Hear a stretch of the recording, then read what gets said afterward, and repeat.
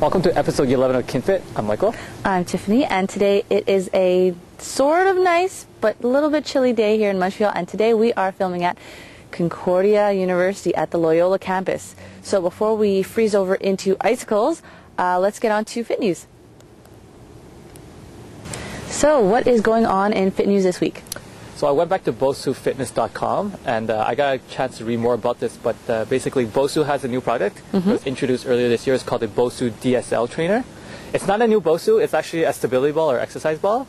DSL, what's that mean? Well, DSL it stands for Dynamic Standard Load. Ooh. And basically, like I said, it's an exercise ball, but there's 5 pounds of some granular substance inside it. And basically the substance acts as like, it provides a stabilizing factor in the ball. So as you know, exercise balls, they tend to roll around a lot when we do certain exercises, and sometimes it can get really annoying. But basically the DSL ball will not move out of place if it's sitting on the ground. Okay. So you can actually bounce off of it and it won't shift away. Oh, wow. Yeah, so it actually stays in place, so you know, gives you more functionality with the ball. You can do more exercises, more advanced exercises with it without worrying that the ball is going to like roll up from under you. Wow, that sounds like a lot of fun. Yeah, so a lot more advanced exercises. And another thing that it provides with the granular substance is that it acts as an extra load or resistance. So when you lift up the ball, okay, you're not just lifting out air anymore, so you can do more core exercises with it. Ooh. Okay? And if you shift it from side to side, it also provides a little bit of perturbations. So it acts a little bit instability, so it works more of the core muscles as well. That sounds like fun. Yeah, so when you shake it from side to side, it kind of wobbles a bit. And if you leave it on the ground and you shake it, it won't roll out of place, but it still has that instability factor there. Nice. So how much does this contraption cost? It's a little bit more expensive than your regular exercise ball, which is usually $20 to $30. The DSL ball is actually a 55 centimeter DSL ball is about $60 US, so that's $70 Canadian. And a 65 centimeter is about $70 US, which is about $80 Canadian. So a little bit pricier. A little bit pricier, but like I said, it's more functional. It adds more functionality to your exercises. Increases safety because you don't have to worry about the ball rolling away for certain exercises. Like I know like skiers, they like to jump on the balls a lot. Yes. So they don't have to worry about like, you know, breaking their legs with the ball rolling from under them. Okay. And like I said, you can do more advanced exercises with it. Wow, sounds a whole lot of fun. I can't wait to try it. Yeah, me neither. So what else is new? Well, we always knew that fish was good for our heart health because of these essential fatty acids, omega-3s and omega-6s. But now new studies have shown that perhaps it may help decrease the chances of developing dementia and Alzheimer's. So that puts a whole new spin on the term brain food. We knew that 2 to 3 servings a week was good for our heart health. So maybe not only, you know, they'll give us the push to eat it, but also because for later on our brains are kind of important, okay? So there still needs to be more research done, of course. And they're not sure if it's specifically only in the fish oil, because then, okay, what about the fish supplements as well? So as they develop more research on this and find out more details, we'll keep you posted. But this is pretty good news. So I think it's time to get that fish into your diet, eh? Oh yeah. All right. So another things, I stumbled across 2 websites. One's called Trainio and one's called Pure Trainer, and both of them are basically a weight, fitness, and diet tracker. You sign up. It's similar to the online community for the My Food Phone that I talked about, where you join for free. Okay, both these websites are free too, and you basically keep a log of the food you eat and the exercise you do, and you actually have people that can actually access your logs and kind of give you feedback. Trainio is actually a simpler site than Pure Trainer. For Trainio, you can actually assign 4 people, like friends or family members or anybody within that online community, and they basically get updates on your log, and they give you some support or motivational feedback on how to improve things and on how to adjust things. Oh, that's good. Yeah.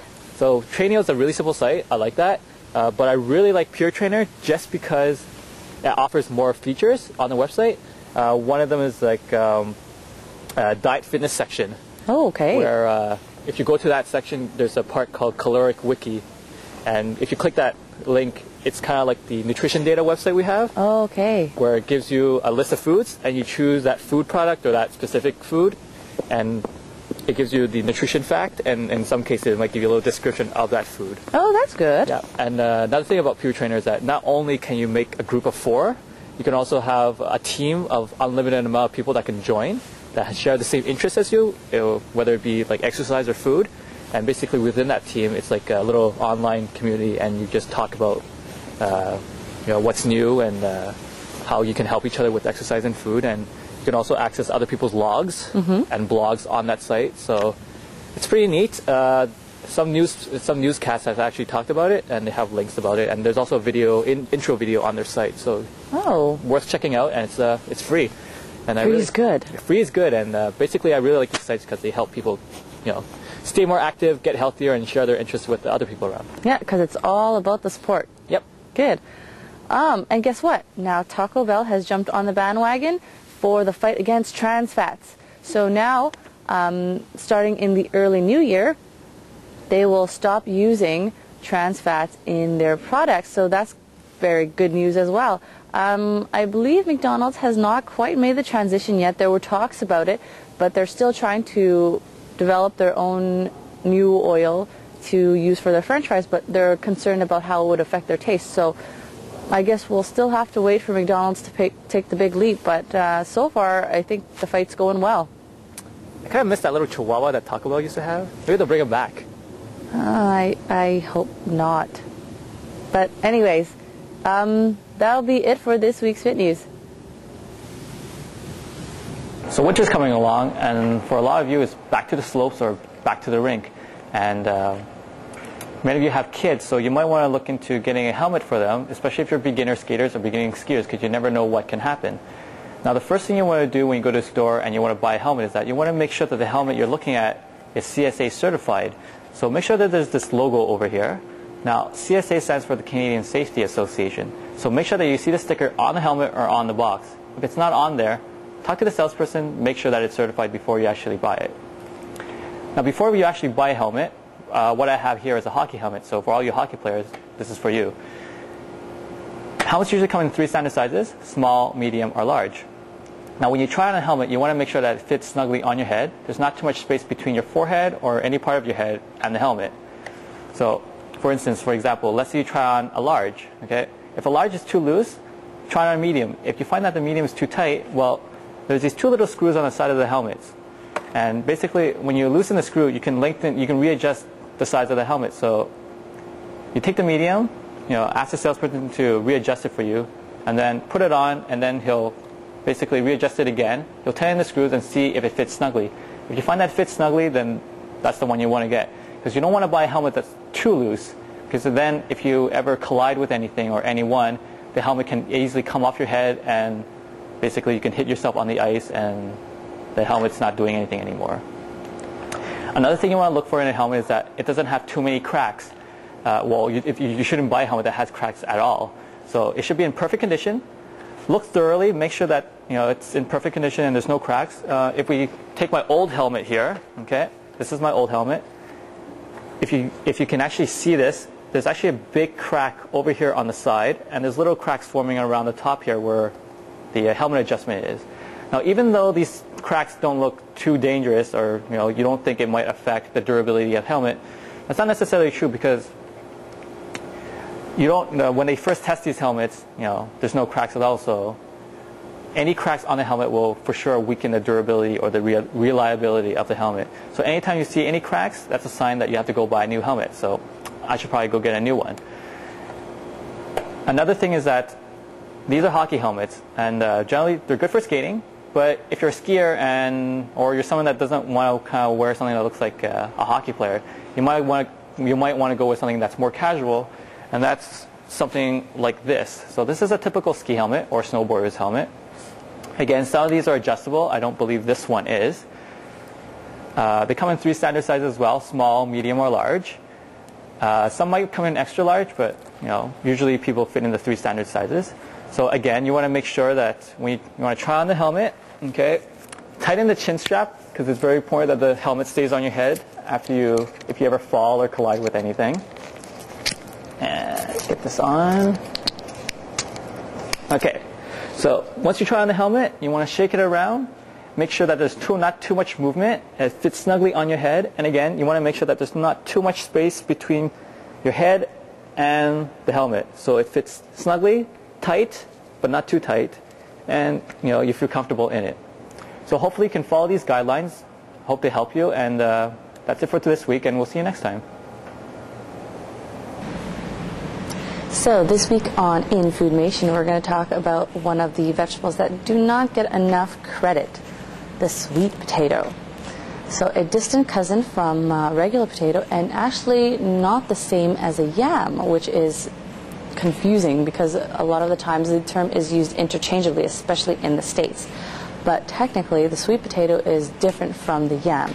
The sweet potato can be identified by a more sometimes paler yellow skin with a pale yellow flesh, or deeper orange skin and deeper orange flesh, and the actual vegetable ends in a tapered point.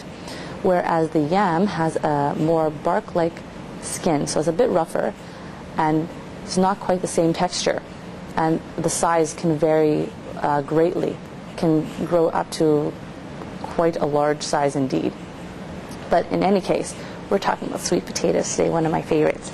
So what can we do with these sweet potatoes? First of all, you can use them in most recipes that call for regular potatoes. You can substitute them in very similarly. And especially because of its sweet flavor, you don't have to add that much more to it to have it taste really good. Very, very simple to prepare. In fact, you can do them something like sweet mashed potatoes instead of regular mashed potatoes for a different spin, especially with the nice bright colors. It looks really, really nice on the dinner table. You can also bake them or roast them very simply. Not much preparation involved in there. Now, why should we eat sweet potatoes? They have so much more nutritive value that you have to have them sometimes. Because of the bright orange color, you know that they're full of vitamin A and beta carotene, as well as a lot of vitamin C and a lot of other important minerals. So compared to a regular potato, it's got a lot more nutritive value, so definitely you should try that. So give that a try this week, and we'll see you next time. So this wraps up another episode of KinFit. Before we sign off, I'd just like to mention that go check out bosufitness.com for any ideas you want to know or want to check out their videos on the DSL trainer. I will totally check it out while I'm sipping my hot chocolate, because I totally need one right now. In any case, please check back our show notes for all those links and important pieces of information we want you to know about. And if you have any questions, ideas, or suggestions you want to give us, just email them to us at info@kinfit.tv. Big thank you goes to Vincent, our production assistant and cameraman today. So remember, don't quit. Stay fit. You have to give us our 5-second countdown. 3, 2. Without talking. It is a chilly day, kind of cloudy, so let's get on to fit news before we turn into icicles. Yeah, I messed that one up. So now, how much does this new contraption cost? It's actually 55 centimeters.